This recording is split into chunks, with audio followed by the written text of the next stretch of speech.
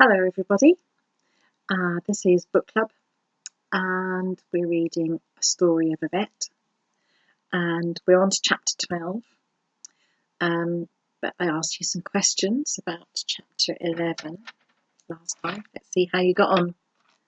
So, first question, what's the name of the Scottish vet James goes to visit? His name was Ewan Ross. So well done for that, if you got that right. Second question, what animal did James watch Ewan operate on? The answer is a horse. And then question 3, what did Ewan do while he was waiting for the animal he'd operated on to come round? And James says he sits on a hill looking at the view, smoking a cigarette. So, well done if you got those right. So now I'm going to read chapter 12 and we'll do some questions afterwards. Okay, chapter 12. There's maybe something in this Rains ghost business after all. Tristan pushed his chair back from the breakfast table, stretched out his legs more comfortably, and continued his study of the Darrowby and Halton newspaper. It says here they've got a historian looking into it, and this man has unearthed some interesting facts. Siegfried didn't say anything, but his eyes narrowed as his brother took out a cigarette and lit it. Siegfried had given up smoking a week ago, and he didn't want to watch anybody light up, particularly somebody like Tristan, who invested even the smallest action with quiet delight, rich fulfillment. My boss's mouth tightened to a grim line as the young man unhurriedly selected a cigarette, flicked his lighter, and dragged the smoke deep with a kind of ecstatic gasp. Yes, Tristan continued, thin, outgoing wisps mingling with his words. This chap points out that several of the monks were murdered at Rains Abbey in the 14th century. Well, so what? Snapped Siegfried. Tristan raised his eyebrows. Well, this hooded figure that's been seen so often lately near the abbey, why shouldn't it be the spirit of one of those monks? What the hell are you talking about? Siegfried barked. Tristan looked a bit hurt. Siegfried got up and left the room. Tristan was planning to take a trip back to Edinburgh for the weekend, so I gave him a lift to the station as he was going back to Edinburgh to see some friends. After I'd left him at the station, I set off on my rounds, and as I drove, my thoughts kept going back to the conversation at breakfast. A fair number of people were prepared to swear that they'd seen the Rains ghost, and though it was easy to dismiss some of them as sensation mongers or drunkards, the fact remained that others were very solid citizens indeed. Excuse me. The story was always the same. There was a hill beyond Rains village, and at the top a wood came right up to the roadside. Beyond lay the abbey. People driving up the hill late at night said they'd seen a monk in their headlights. A monk in a brown habit and robe, just disappearing into the wood. They believed the figure had been walking across the road, but they weren't sure because it was always a little too far away. But they were sure about the other part. They had seen a hooded figure, head bowed, go into that wood. There must have been something uninviting about the ghost, because nobody ever said they'd gone into the wood after it. It was strange that after my thoughts had been on Rains during the day, I should be called to the village at 1 o'clock the following morning. Crawling from bed in the middle of the night and climbing wearily into my clothes, I couldn't help thinking of Tristan curled up peacefully in his Edinburgh lodgings far away from the troubles of veterinary practice. But I didn't feel too bad about getting up. Brains was only 3 miles away, and the job didn't sound too hard. A colic in a little boy's Shetland pony.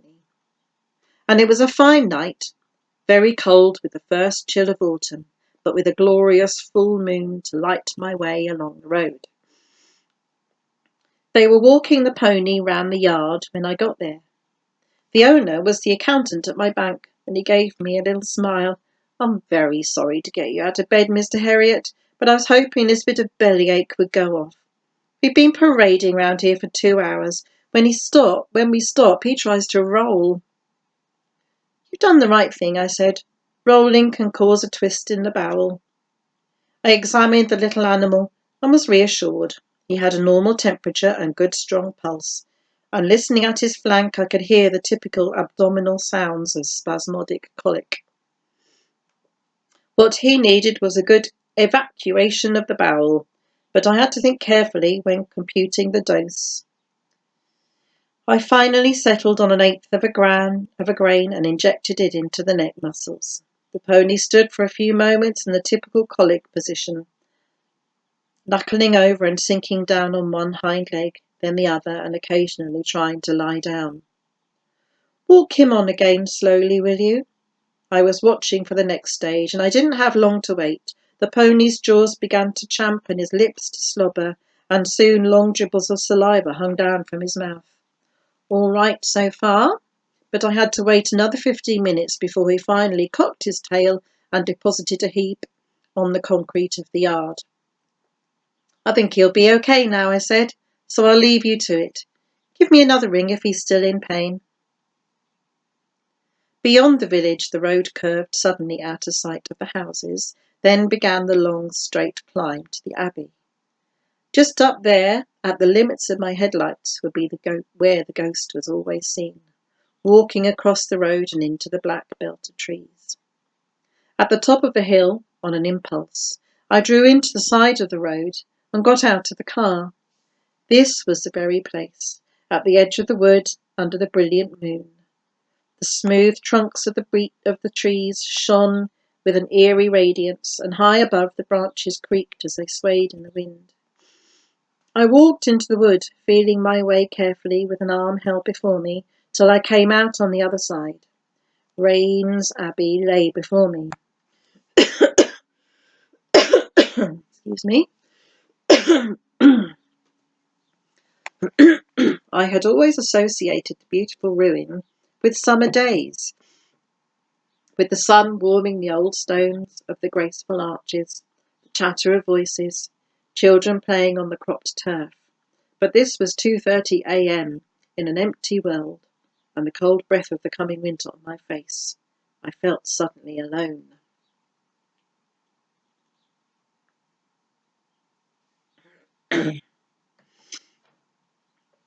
In the cold glare, everything was uncannily distinct, but there was a look of unreality about the silent rows of columns reaching into the dark sky and throwing their long, pale shadows over the grass. Away at the far end I could see the monks' cells, gloomy black caverns deep in shadow, and as I looked an owl hooted, accentuating the heavy, blanketing silence. A prickling apprehension began to creep over me, a feeling that my living person had no place here among these brooding relics of dead centuries. I turned quickly and began to hurry through the wood, bumping into trees, tripping over roots and bushes, and when I reached my car, I was trembling and more out of breath than I should have been.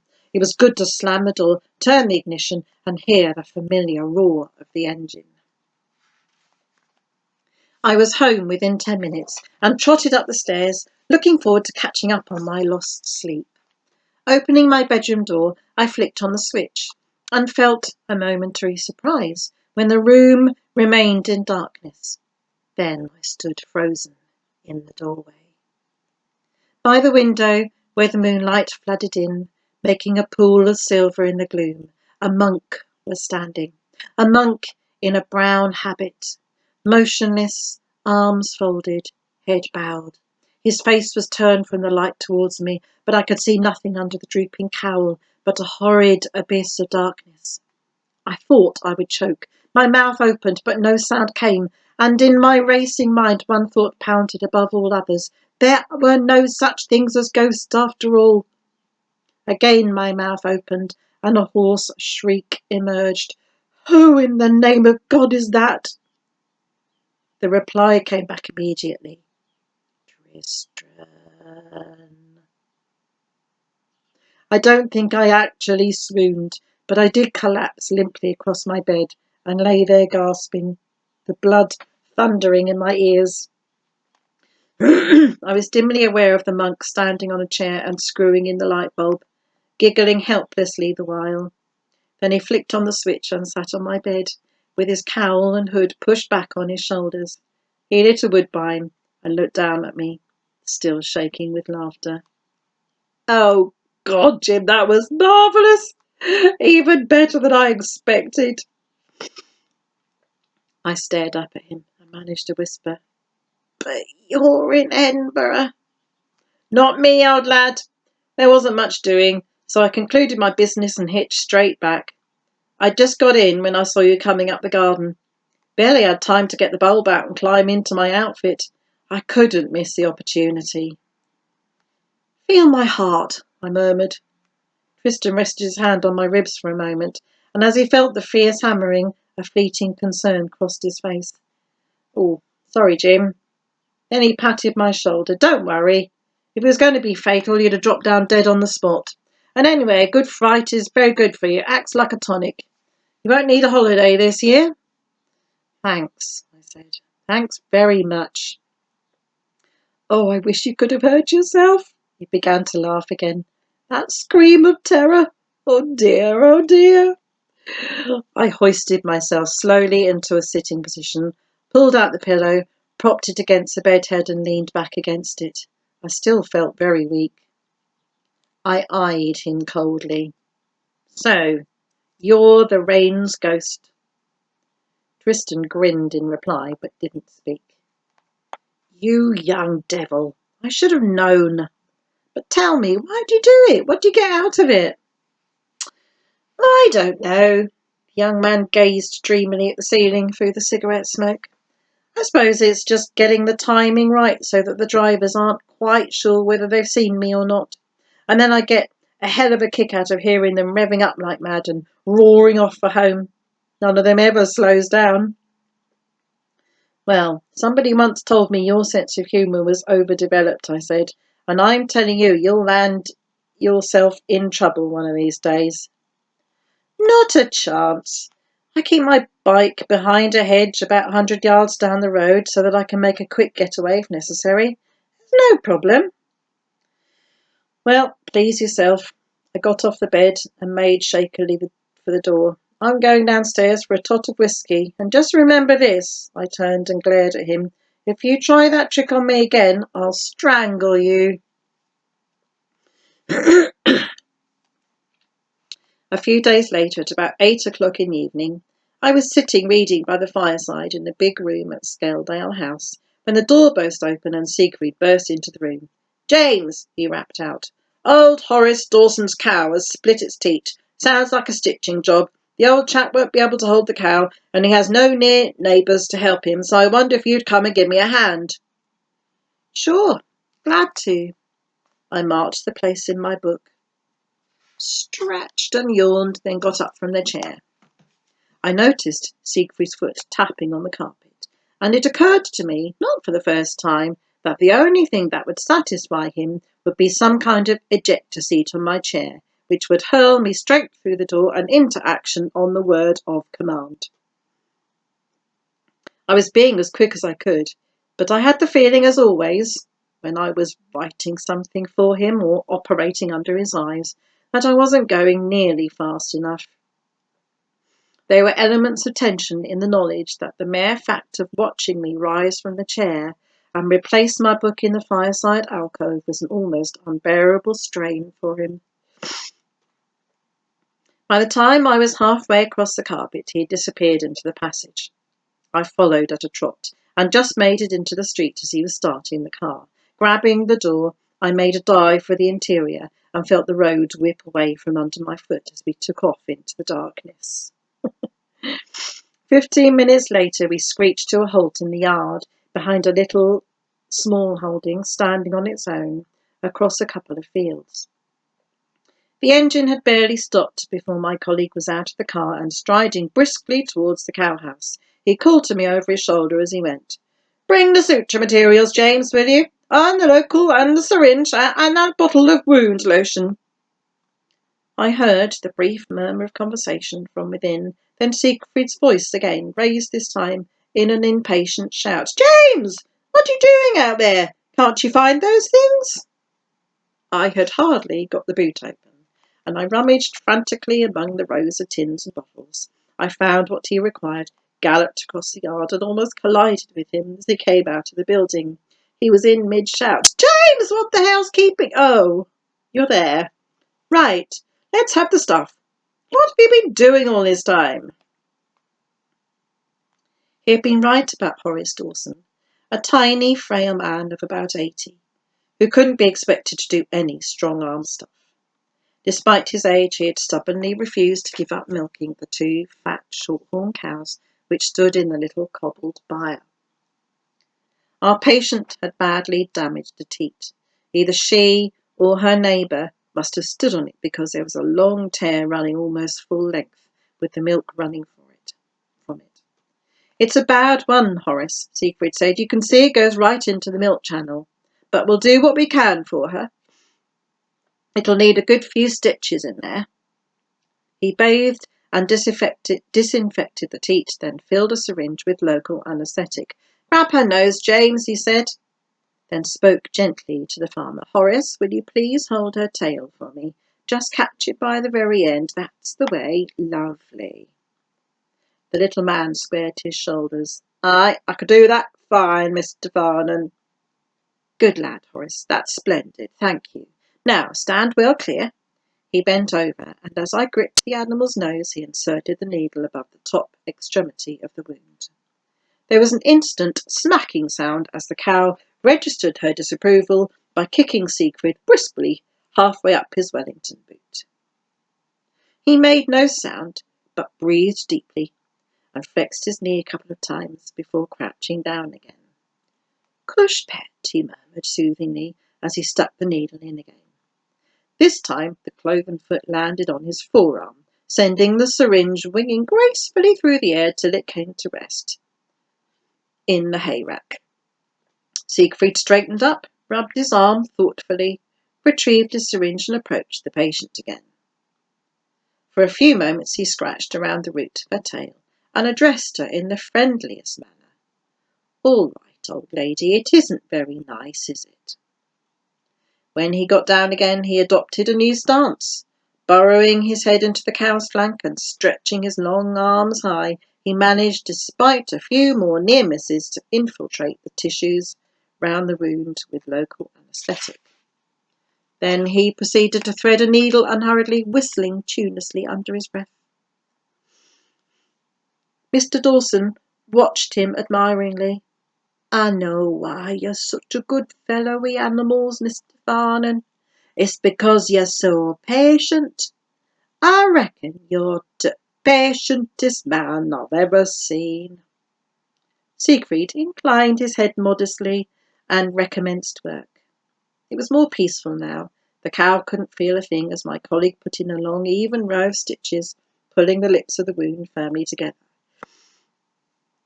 When he'd finished, he put his arm round the old man's shoulders. "Now, Horace, if that heals, well, the teat will be as good as new. But it won't heal if you pull at it, so I want you to use this tube to milk her." "Very good, Mr. Dawson," said Mr. Dawson firmly. "I'll use it." Siegfried wagged a playful finger in his face. "But you got to be careful, you know. You must boil the tube every time you use it. Will you do that?" "Mr. Farnham," the little man said, holding himself very erect, "I'll do exactly as you say." "That's my boy, Horace." Siegfried gave him a final pat on the back before starting to pack up his instruments. "I'll pop back in 2 weeks to take the stitches out." As we were leaving, the vast form of Claude Blenkiron loomed suddenly in the byre door. He was a village policeman, though obviously off duty, judging by the smart check jacket and slacks. "So you had summat on, Horace, and I wondered if you wanted a hand." "Nay, thank you, Mr. Blenkiron. It's good of you, but you're o'er late. We're done t' job," the old man replied. Siegfried laughed. "Wish you'd arrived half an hour ago, Claude. You could have tucked this cow under your arm while I stitched her." The big man nodded, and a slow smile spread over his face. I had no first-hand knowledge, but there were rumours that Claude preferred not to trouble the magistrates with trivialities, but dispensed his own form of instant justice. It was said that he kept a stout stick handy, and acts of hooliganism and vandalism were rapidly followed by shrill yowling down some dark alley. Second offenders were almost unknown, and in fact his whole district was remarkably law-abiding. I looked again at the smiling face. He really was the most pleasant-looking man, but as I say, there was something else there, and nothing would ever have induced me to pick a fight with him. "Right then," he said, "I was just on my way into Darrowby, so I'll say good night, gentlemen." Siegfried put a hand on his arm. "Just a moment, Claude. I want to go on to see another of my cases. I wonder if you'd give Mr. Herriot a lift into the town." "I'll do that with pleasure, Mr. Farnan," the policeman replied, and beckoned me to follow him. In the darkness outside, I got into the passenger seat of a little Morris 8 and waited for a few moments while Claude squeezed his bulk behind the wheel. As we set off, he began to talk about his recent visit to Bradford, where he'd been taking part in a wrestling match. We had to go through Rains village on the way back, and as we left the houses behind and began the ascent to the abbey, he suddenly stopped talking. Then he startled me as he snapped upright in his seat and pointed ahead. "Look! Look there! It's that bloody monk!" "Where? Where?" I pretended I hadn't seen it all, but I had seen it all right. The cowled, slow-pacing figure heading for the wood. Claude's foot was on the boards and the car was screaming up the hill. At the top, he swung savagely onto the roadside grass so that the headlights blazed into the depth of the wood. And as he leapt for the door, leapt from the car, there was a fleeting moment when the monk was in full view, skirts hitched high, legging it with desperate speed among the trees. The big man reached into the back of the car and pulled out what looked like a heavy walking stick. "After the bugger!" he shouted, plunging eagerly forward. I panted after him. "Wait a minute, what are you going to do if you catch him?" "I'm going to come across his arse with me ash plant," Claude said with chilling conviction, and galloped ahead of me till he disappeared from the circle of light. He was making a tremendous noise, beating against the tree trunks and emitting a series of intimidating shouts. My heart bled for the hapless spectre blundering in the darkness with the policeman's cries dinning in his ears. I waited with tingled horror for the final confrontation, and the tension increased as time passed, and I could still hear Claude in full cry, "Come out of there, you can't get away! Come on, show yourself!"